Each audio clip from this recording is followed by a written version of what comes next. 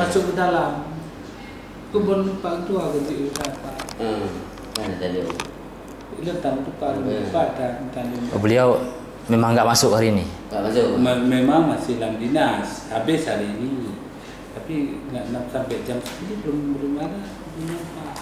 Kalau kami berkomentar memang nggak mungkin. Ataupun komentar bisa nggak bisa itu dengan orang PA, ketua PA. Enggak, itu udah nama. Berarti beliau ketua DPR sekarang di mana? Itulah saya tanya sama Pak Deni di mana keberadaan beliau. Nggak ada informasi. Pimpinan satu dinas, satu lagi kurang sehat. Nggak masuk, bukan itu kalau ada Pak Haji Ismail dinas, Pak Adi Ardari, Haji Ismail kurang sehat. Nggak masuk.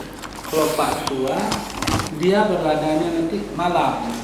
Kalau orang ini kita cari kasih tempat ke kebun, nanti dia malam baru pulang.